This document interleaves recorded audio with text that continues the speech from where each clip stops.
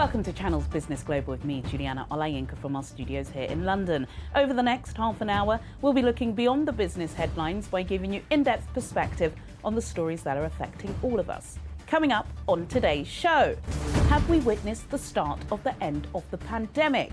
That's the question on the minds of billions of us from around the world as two pharmaceutical firms, Pfizer and BioNTech, announced that the vaccine on which they've been collaborating is more than 90% effective in preventing symptomatic cases of COVID-19. I'll be discussing the reactions in the health sector with Mary Okongbe, the president of Zenith Global Health, and we'll be looking at the implications for the global economy with Lukman Otunuga, a senior research analyst at FXTM. And although Joe Biden has claimed victory in last week's US presidential election, Donald Trump still hopes lawsuits will make up for his lack of votes. I'll be discussing the monumental legal fallout with Elizabeth Lee Beck, a managing partner at Beck and Lee Trial Lawyers. She'll be joining us from Miami. Then later, 2020 has become the year of the e-commerce boom, and Nigerian firms are right in the centre of the growth. I'll be speaking to Onyekachi Izukane, the co-founder and CEO of Trade Depot in Lagos, Nigeria.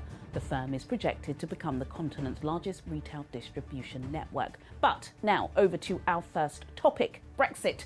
This week, the EU's chief negotiator, Michel Barnier, has been locked in intensive talks in London with his UK counterpart, Lord Frost, with the apparent deadline looming large over the process.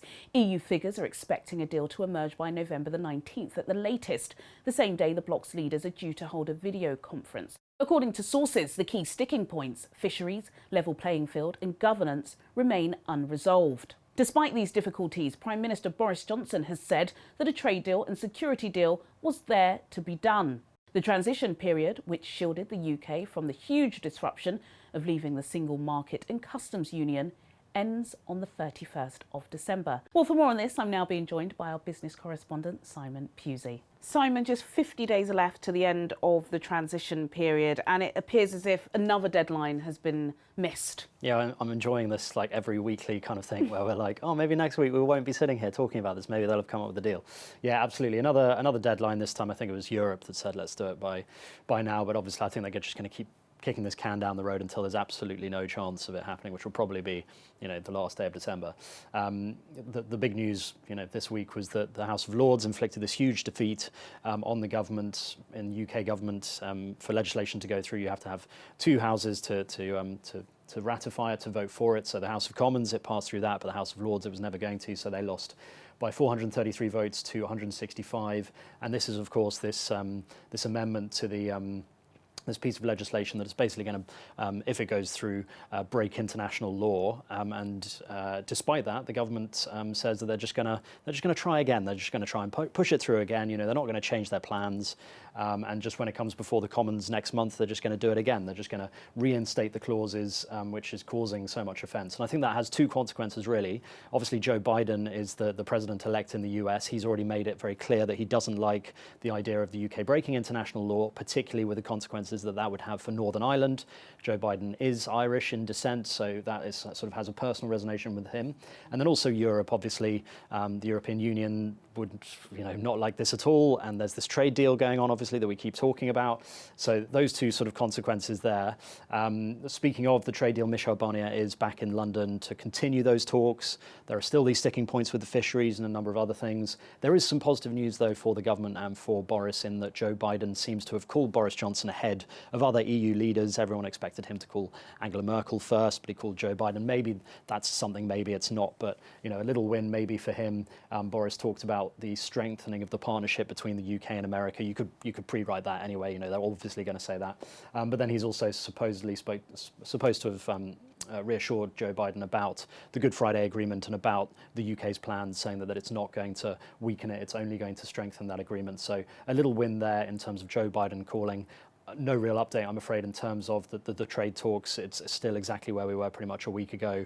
There is potential for a deal, but both sides need to move and compromise more than they are at the moment. Potential for a deal, but still no deal. Simon Pusey, thank you as always. On Monday, November the 9th, Pfizer and BioNTech, two pharmaceutical firms, announced that the vaccine on which they have been collaborating is more than 90% effective in preventing symptomatic cases of COVID-19. The successful interim data from a large-scale clinical test is seen as a major victory in the fight against the coronavirus pandemic that has killed over 1 million people and battered the world's economy. Mary Okongbe, a senior health practitioner and the president of Zenith Global Health, joins me now for her assessment. Mary Okongbe, thank you so much for joining me once again on Channel's Business Global. We spoke earlier in the year when the pandemic was just taking a grip on the world. Now we potentially have a miracle cure. Do you believe that this could signal the beginning of the end of COVID-19? Yeah, thank you so much for having me. It's great to be back.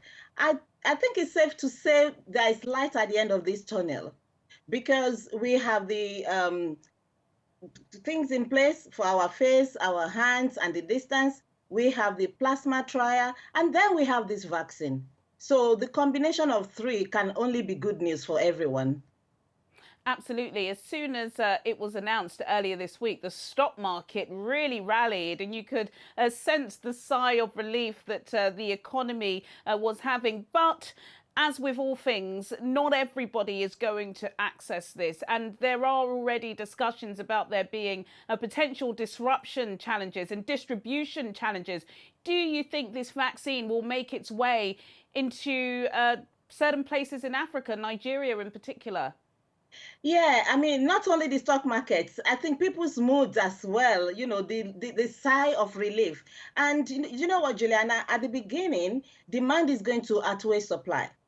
And the way to deal with that, especially in Africa, most especially Nigeria, because we've all been observing the processes from the height of the pandemic, the best way is to put logistics and infrastructures in place.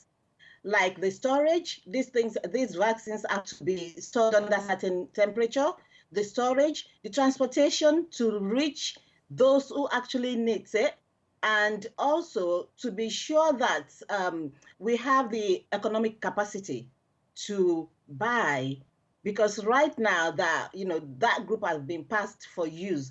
Everybody globally will be scrambling for it, and we don't want to be in a situation where we are looking into certain budget or certain pockets to be able to purchase it. It has to be done like now.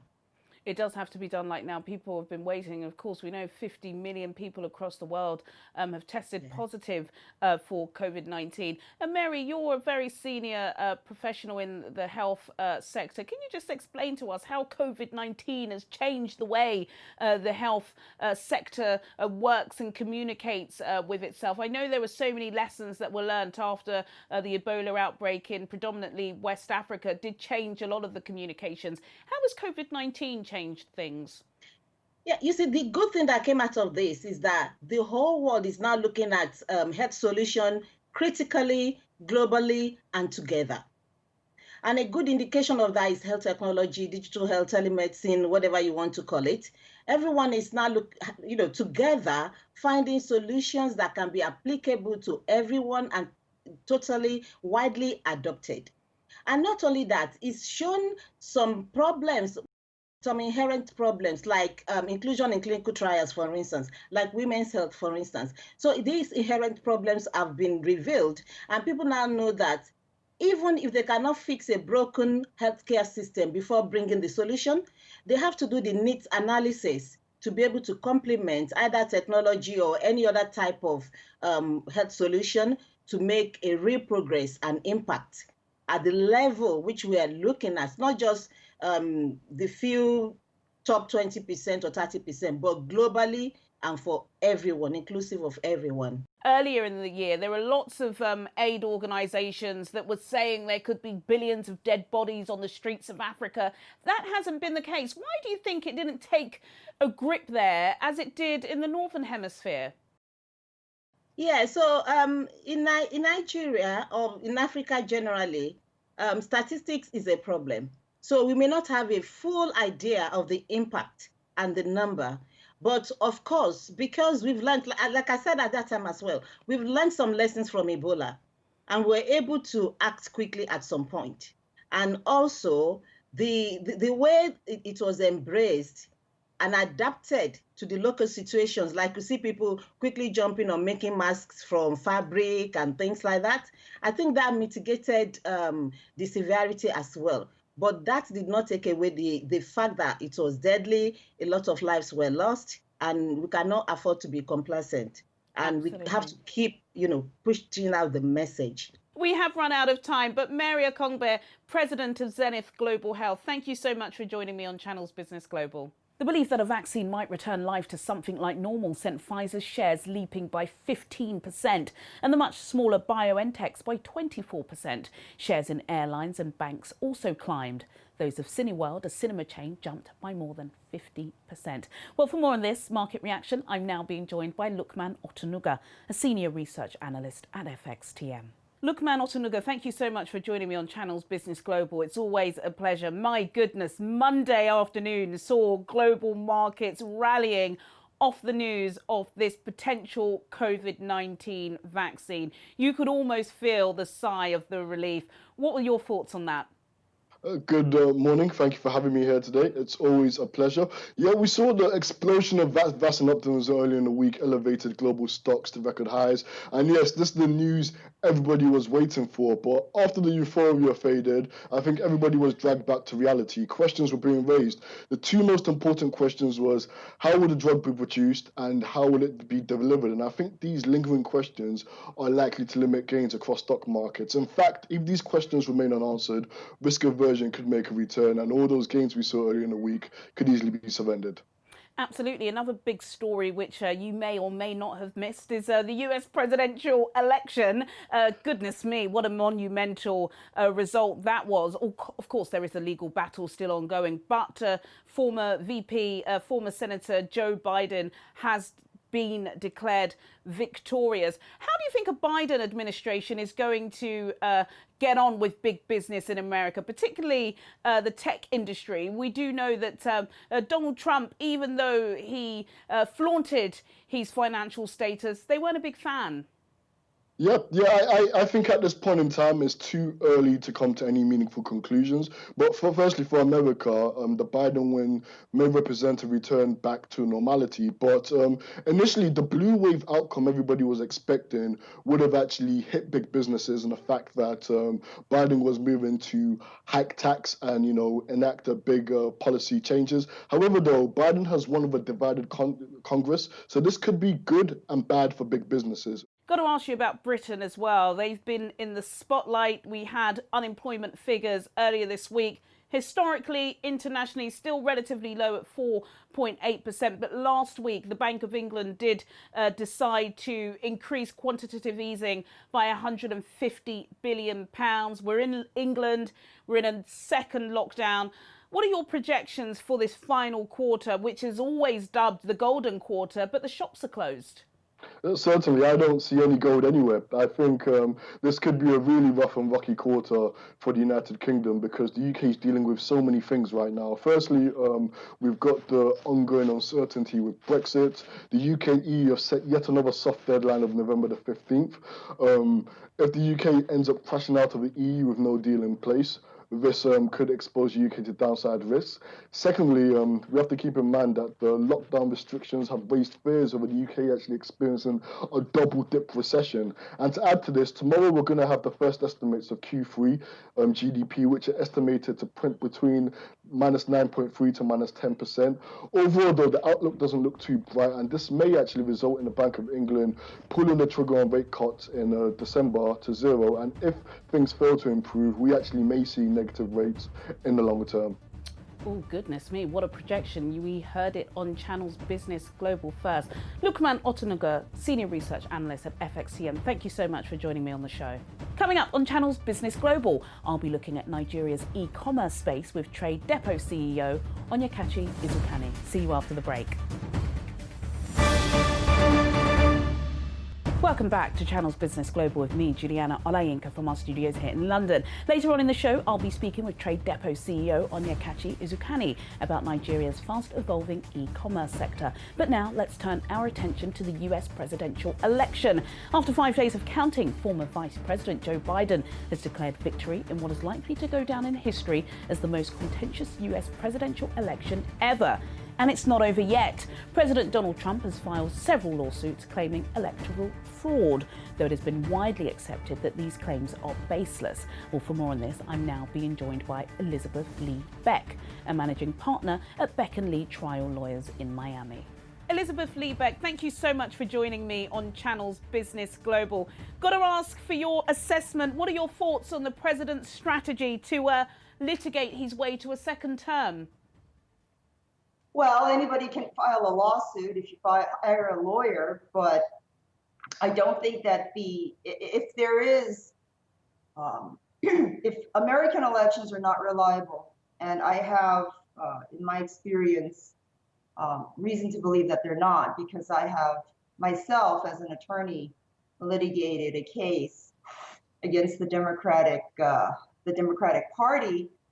I don't think the American legal system has the wherewithal to address those concerns. So really, President Trump can file whatever lawsuits he wants, but I just don't think they're going to go anywhere. And this isn't a partisan issue. I hope that lawsuits that allege, vote rigging, and all those very anti-democratic tactics will get their just results in court, but I just don't think that's going to happen.